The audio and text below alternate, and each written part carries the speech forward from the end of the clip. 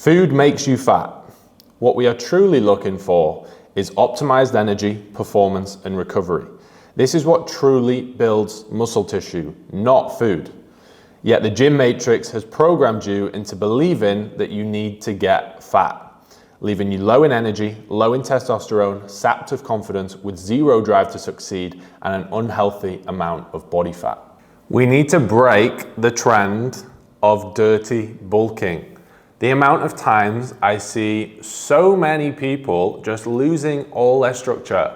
People who can be stupidly disciplined in a diet phase. They can get themselves lean, but yet it comes to a gaining phase where we're trying to build muscle tissue and prioritize that, and all the structure goes out the window. They let themselves go. They get fat as fuck. They lose their drive. They lose their confidence, and they just spend half the year feeling like shit because the gym matrix has kidded you and lied into saying you've got to bulk, you need to get fat.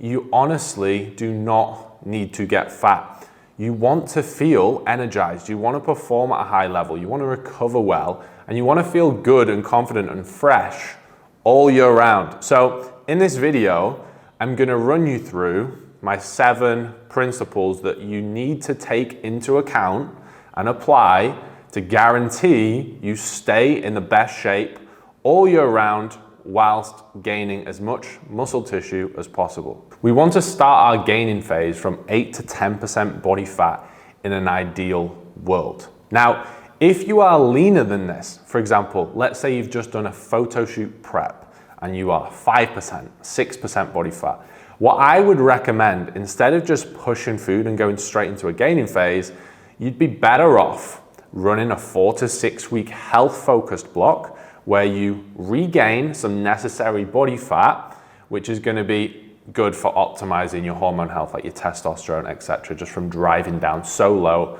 and getting aggressive in the back end of that prep when you've gone so lean. Now, if your body fat is higher than this and you're thinking, yeah, but Tom, my body fat is 14%, 16%. Well, in that case, you want to run a structured diet phase down. You still want to be working on your training performance, your energy, your recovery, so you can build some tissue whilst getting leaner, but it's really important that you get the body fat off and you almost do a bit of a hybrid. You drive down body fat while slightly improving your proportions and finding the foundation, and then you can go fully focused on the growth phase from there. The best way you can stay lean is get lean in the first place. You can't stay lean if you weren't lean. The only thing that's gonna happen if you push food from like a moderate to high body fat anyway, is you're just gonna accumulate body fat faster than you would if you were lean, and it's body fat on top of body fat. You're definitely not gonna get leaner, you're just gonna get fatter. So we want to prioritize getting lean and then driving up. And we're actually gonna gain more tissue that way because our insulin sensitivity is gonna be higher, and our nutrient partitioning is going to be greatly improved. Now, as I've already touched on, we need to protect our structure. The level of structure when we are in a gaining phase should match, if not exceed, the structure we have when we're in a diet phase. So we should still have a structured meal plan. We should still have a structured training plan. We should still do our daily steps. And when we have off-plan meals, the biggest thing I see going wrong is we should still manage them with the same approach. So if we're saying, right, we're gonna have 2 off-plan meals per week, well, we should have 2 off-plan meals per week, just like in a diet phase, but we should manage them with the same approach, which would be maybe take out your 2 biggest meals, the amount of calories you've got from those 2 meals, you now eat out within that amount of calories. Now, this is still more sustainable than a diet phase, because if you took out 2 400 calorie meals in a diet phase, you've only got an 800 calorie meal to play with.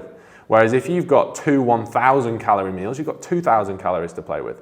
It's not that hard to follow that. But what we don't want to do is go and start having off-plan meals, cheat meals, shit food, burgers, pizzas, Domino's, sweets every day. That's what I see going wrong. I feel like people just flip a switch where they think, I'm not in a diet, that means I can now be in bulk mode, and they see that as being unhealthy. Like, that's not what we want to achieve. We're not trying to be unhealthy. We're trying to drive performance, energy, and recovery. Now, if we fall back into that fucking loser mindset of, oh, it's fine, we're just bulking, we're gonna get fat. Like, you're gonna act like a fat person. You are gonna be lethargic. You are gonna be low in confidence. You're gonna have no drive. Your work is gonna go downhill. You need to operate at a high level all year round, and it's gonna cost you massively if you don't. So protect the structure with all cost. Still have the downtime, still have the off-plan meals. You can enjoy them way more. But by all means, we don't wanna become an unhealthy person just because we're now in a gaining phase. We should have the same structure, we just simply got more of that and more calories to play with. We also need to manage digestion and inflammation. So I'm a big fan of limiting gluten and dairy. That doesn't mean removing it altogether, but anything that could possibly impede digestion, cause inflammation, cause bloating, I try and pull that back because we are gonna be consuming a higher volume of food. So for me, I know if I remove a bit more dairy and gluten, it keeps my digestion in a better spot, which means I'm gonna hold less water retention, have less inflammation, and it means I can digest my food better, partition it better, and feel better whilst in a gaining phase. Now, when it comes to structuring your meal plan, I'm a big fan of until appetite is literally zero, we want to still be building that meal plan up with just whole foods. So, for example, let's say we're at 2,500 calories with whole foods. Take that up, take that up, take that up over a matter of 10 weeks, 12 weeks, whatever. Let's say we get to 3,800 calories with whole foods, and now you're thinking, I can't eat more. If we still need to go above and beyond that in calories, then I would start looking at maybe adding in some more simple carbohydrates, which may be a little bit higher in sugars. I would only add them in at that point. That's really important to take into account. So still keeping it really high quality, whole foods is going to keep you mentally sharp, it's going to keep your physique leaner, better digestion, less inflammation. We also need to make sure, this sounds so silly, that we're chewing our food properly.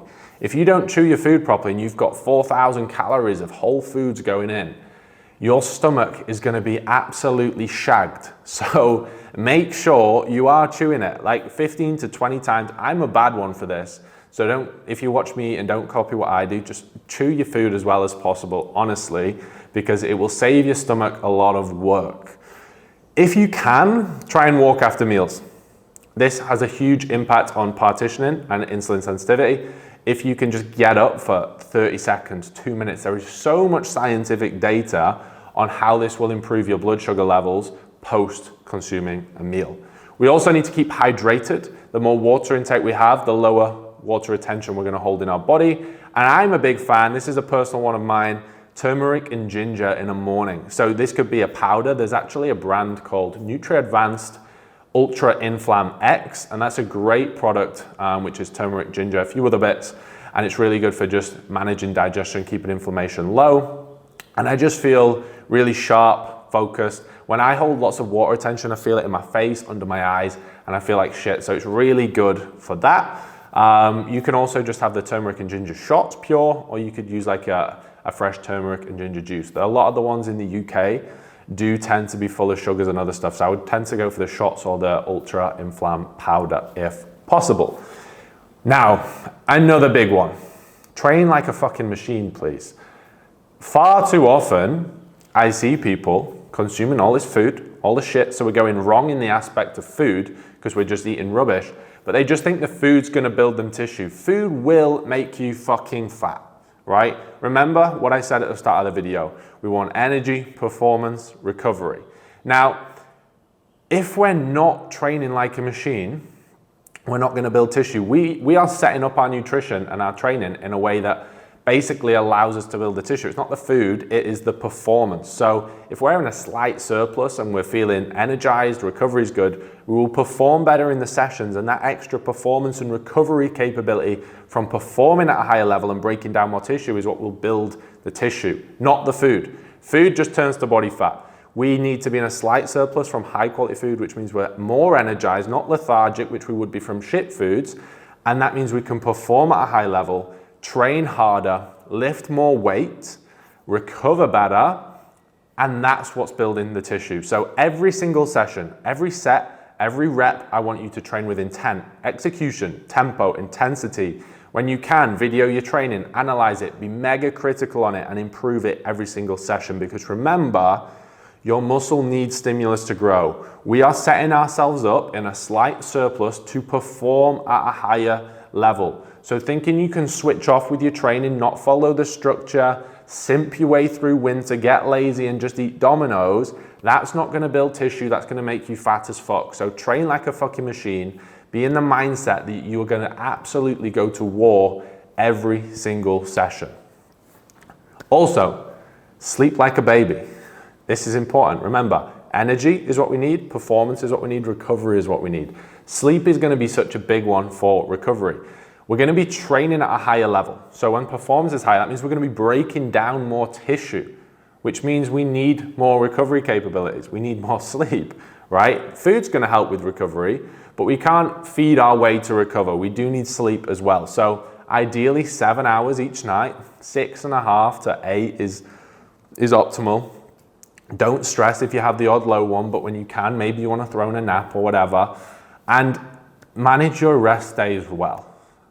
Too often I see, oh, it's the Saturday, I'm not training, I'm gonna go out on the piss. Now, we want the Saturday to recover, so maybe you just go on a walk. Maybe you go out for a meal and you take an off plan, right? Maybe you go round a shopping center, you walk in, you grab a meal, you're just having a nice chill day, nothing neurologically taxing on your body. What doesn't fall into this category is going out, sniffing coke, doing drugs, fucking getting pissed. That is so neurologically taxing on your body just because you're not lifting weights. That is sending your body into fucking shit. You are going to be unoptimized with hormones for weeks after that. If you're doing that every week, you're going to be permanently unoptimized. Your energy is going to be down, your recovery is going to be down, you're going to acquire more body fat because cortisol is going to be raised, and you're just setting yourself up for failure. So I'm not saying you can't ever go out, but treat your rest days like rest days. We are needing them to recover. Recovery is where we build the tissue. Remember, performance, we break it down. Recovery is where we rebuild it. So if we're not using our recovery time optimally, it's not going to get built, and that's going to put more stress on your body, which means you're going to gain more body fat. Now with sleep, I'm a big fan of having an AM and PM routine. No blue light before bed, or if you are, use blue light blockers. I'm a big fan of that. That's going to help with melatonin production. So you're not wired all night and it's gonna fuck up your sleep cycle. So making sure that we do have that routine, might be an audio book before bed and saying, look, an hour before bed, we're not gonna go on our phone or watch TV. Like I said, if we do, blue light blockers. Well-managed stress, another big one. Don't be arguing with your missus every afternoon. Don't be falling out with everyone.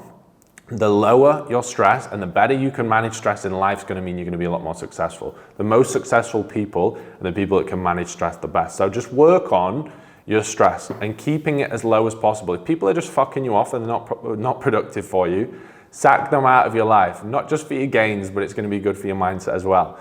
Because what we don't want to do is elevate cortisol permanently, because what that's going to do is mean that testosterone is going to crash. We're going to have a lot more water retention in our body, and it's just going to be a disaster for our gains.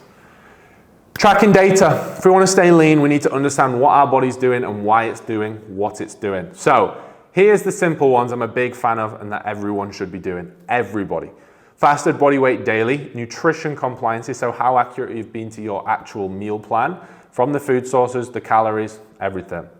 Session performance rated out of 5, sleep duration in hours and rated on quality, muscle soreness and recovery, gut health and digestion, so are we getting bloating, and frequency of stools, etc. That's actually very important to understand through any phase. Now, as a general rule, 0.25% to 0.5% weight gain on average. So if we take all our fasted body weights from the week, average them, and then we do that to the next week, we want to be looking at between the 0.25 and 0.5% gain on average. Sometimes it might be less, and that's not a bad thing because it's quality. Sometimes it might be slightly more, especially earlier in a gaining phase when we're acquiring more glycogen into the muscle, more water retention into the muscle, because we may have just gone from really low carb to pushing carbs in. But once we kind of get into it, really we do want to be looking at staying within that window. Now, certain people genetically and with their recovery capabilities might be able to manage a little bit more, 0.5 to 1%.